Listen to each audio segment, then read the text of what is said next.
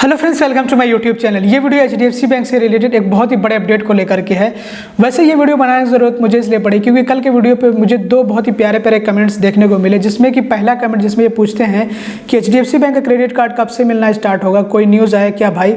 इसके अलावा जो दूसरा कमेंट जिसमें पूछते हैं कि एचडीएफसी के ऊपर रिस्ट्रिक्शंस क्यों हैं और अदर बैंक्स को फ़ायदा मिलेगा इस पर पाबंदियों से।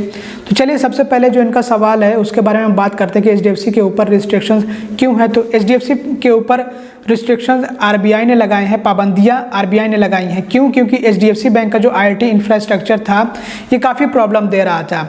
क्यों प्रॉब्लम दे रहा था, इसके पीछे काफ़ी सारे रीजंस, जैसे कि एक तो एचडीएफसी बैंक का जो कस्टमर बेस है वो बढ़ता जा रहा है और जो उनका आईटी इंफ्रास्ट्रक्चर उसमें कुछ खास सुधार कर नहीं रहे थे। वो बहुत दिनों से उसमें कुछ खास इंप्रूवमेंट नहीं हो रहा था, कोई अपग्रेडेशन नहीं हो रहा था खास, जिसकी वजह से जितना ज़्यादा वर्कलोड बढ़ेगा आपको पता है कि उतना ज़्यादा उसमें प्रॉब्लम और ज़्यादा बढ़ेंगी, मतलब उनके सर्वर में और ज़्यादा प्रॉब्लम्स आएंगी। तो इसी वजह से उनके सर्वर में बहुत ज़्यादा प्रॉब्लम्स आ रही थी और वो प्रॉब्लम फेस करनी पड़ रही थी कस्टमर्स को बहुत सारी प्रॉब्लम्स आ रही थी। जैसे इंटरनेट बैंकिंग में खुद आपने फेस करी होगी, कभी कभी ऑनलाइन बैंकिंग में खुद आपने फेस करी होगी, चाहे वो इंटरनेट बैंकिंग या फिर मोबाइल बैंकिंग हो, और इसी तरह से पेमेंट्स वगैरह को लेकर के तो मतलब बहुत सारी प्रॉब्लम्स आ रही थी।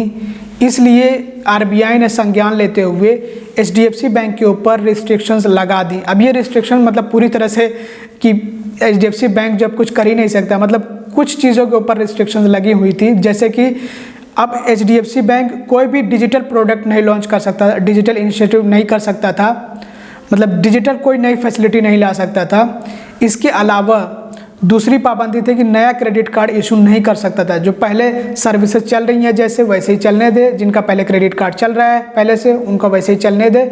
तो बस इतने पे पाबंदी लग गई थी कि कोई जो है नया डिजिटल प्रोडक्ट नहीं लॉन्च करना है और कोई नया क्रेडिट कार्ड नहीं इशू करना है। तो ये जो पाबंदी लगाई गई थी आरबीआई की तरफ से, और कोई निश्चित काल के लिए नहीं, मतलब कोई फिक्स्ड पीरियड के लिए नहीं कि मतलब 1 महीने 2 महीने ऐसे कुछ नहीं, मतलब उन्होंने लगा दिया पाबंदी तब तक के लिए जब तक कि एचडीएफसी बैंक अपने आईटी इंफ्रास्ट्रक्चर में पूरी तरह से सुधार न करे, उसको अच्छी तरह से इम्प्रूव न करे, उसको फुली अपग्रेड न कर ले, उसको कैपेबल ना बना ले, ताकि किसी भी कस्टमर को कोई प्रॉब्लम ना आए इन फ्यूचर। तो उसको कैपेबल बनाने के लिए जो है आरबीआई ने एचडीएफसी बैंक के ऊपर पाबंदी लगा दी, ताकि जो उनका आईटी इंफ्रास्ट्रक्चर है उसमें एचडीएफसी बैंक सुधार करे, उसको सही करे, उसको उस लायक बनाए, उसको कैपेबल बनाए कि उसमें कोई प्रॉब्लम ना आने पाए, चाहे उस पर कितना भी वर्कलोड बढ़े। इन फ्यूचर कस्टमर्स बढ़ते जाएंगे, तो इसलिए आरबीआई ने ये किया, ये पाबंदी लगाई। अब ये पाबंदी जैसा कि मैंने आप लोगों को पहले बता दिया कि कोई ऐसे फिक्स्ड पीरियड के लिए नहीं लगाई थी, बल्कि ये पाबंदी तब तक के लिए थी जब तक कि एचडीएफसी बैंक अपने आईटी इंफ्रास्ट्रक्चर में, अपने सर्वर्स में पूरी तरह से सुधार न कर ले, उसमें कोई प्रॉब्लम अगर है तो उसको सही न कर ले, तब तक के लिए एचडीएफसी बैंक के ऊपर आरबीआई ने पाबंदी लगा दी थी। तो ये जो आपका पहला सवाल था कि पाबंदी क्यों है, तो इसका जवाब तो मेरे ख्याल से आपको मिल गया होगा। और इसके अलावा आपने एक और सवाल पूछा है कि और अदर बैंक्स को फ़ायदा मिलेगा इस पर पाबंदियों से। हाँ, तो इस सवाल का जवाब है कि बिल्कुल दूसरे बैंकों को इससे बहुत ज़्यादा फ़ायदा मिलने वाला है। अब जिन कस्टमर्स को क्रेडिट कार्ड चाहिए है, अगर HDFC bank credit card issue कर रहा होता है इस टाइम पे, तो मतलब बहुत सारे कस्टमर्स के पास एचडीएफसी बैंक के क्रेडिट कार्ड्स पहुंच जाते, बहुत सारे बैंक एचडीएफसी बैंक से क्रेडिट कार्ड अप्लाई करते। लेकिन अब क्रेडिट कार्ड दे ही नहीं रहा एचडीएफसी बैंक, तो क्या करेगा? अगर कोई कस्टमर होगा, जैसे कि अगर आप ही हैं, अगर आप जो है क्रेडिट कार्ड लेना चाहते हैं और आपके पास सपोर्टिव डॉक्यूमेंट पड़े हुए हैं, आपको क्रेडिट कार्ड आसानी से मिल जाएगा, आप एलिजिबल हैं, तो आप वेट थोड़ी करेंगे 3 महीने तक कि पता नहीं कब उनका जो है आईटी इंफ्रास्ट्रक्चर सुधरेगा, कब उनसे पाबंदियाँ हटेंगी, उसके बाद हम क्रेडिट कार्ड अप्लाई करेंगे। तो बिल्कुल ज़रूर से जो है दूसरे बैंकों को इससे फ़ायदा पहुंचेगा और पहुंचा होगा, क्योंकि जिन कस्टमर्स को ज़रूरत होगी क्रेडिट कार्ड की वो वेट तो करेंगे नहीं एचडीएफसी बैंक का कि एचडीएफसी बैंक कब क्रेडिट कार्ड इशू करे। तो अभी के टाइम में तो बहुत सारे बैंक से जो अच्छे क्रेडिट कार्ड्स लेकर आ रहे हैं, तो इस फील्ड में मेरे ख्याल से फ़ायदा सबसे ज़्यादा पहुंचा होगा। तो कुछ नाम मैं आप लोगों को बताना चाहूँगा, जैसे एक्सिस बैंक हो गया, आईसीआईसीआई बैंक है, एसबीआई है, और इसके अलावा आरबीएल बैंक है, इंडसइंड बैंक है, कोटक महिंद्रा बैंक है। तो कुछ इस तरह के बैंक्स हैं जो कि ज़रूर से फ़ायदा उठाएंगे और फ़ायदा उठाया भी होगा। इसके अलावा और भी बहुत सारे बैंक्स है, सिटी बैंक का क्रेडिट कार्ड हो गया, हालांकि थोड़ा सा मुश्किल होता है मिलना, लेकिन उन लोगों ने भी फ़ायदा उठाया होगा। इसके अलावा स्टैंडर्ड चार्टर्ड बैंक, मतलब बहुत सारे बैंक्स हैं, बहुत सारी कंपनी यहाँ पे क्रेडिट कार्ड की, जिनको फ़ायदा पहुँचा होगा और पहुँच रहा होगा। तो ये आपके दोनों सवाल का जवाब था।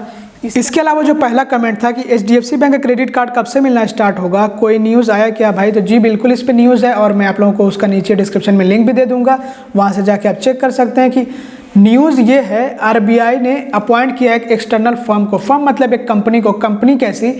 जो टेक सेक्टर में एक्सपर्ट कंपनी है, जो टेक्नोलॉजी में एक्सपर्ट कंपनी है, उसको RBI द्वारा अपॉइंट किया गया है ताकि वो HDFC बैंक का जो IT इंफ्रास्ट्रक्चर है उसकी जांच पड़ताल करे, उसको चेक करे, उसको जांचे परखे, जो HDFC बैंक के सर्वर्स हैं उसको चेक करे और चेक करके RBI को उसकी रिपोर्ट बना करके सौंप दे। उसके बाद RBI फिर देखेगा, उसको रिव्यू करेगा RBI, और उसके बाद अगर कोई कमी कहीं पे भी नहीं नज़र आती है, कोई गलती नहीं नज़र आती है HDFC बैंक की, तो फिर जो RBI ने HDFC बैंक के ऊपर पाबंदियां लगा रखी हैं उन पाबंदियों को हटा लेगा और उसके बाद से HDFC बैंक आपको क्रेडिट कार्ड इशू करने लग जाएगा और जितनी पाबंदियां इस पर थी वो ख़त्म हो जाएंगी। तो फिर उसके बाद डिजिटल प्रोडक्ट्स जो आने वाले हैं HDFC बैंक के वो भी आपको देखने को मिलने लग जाएंगे।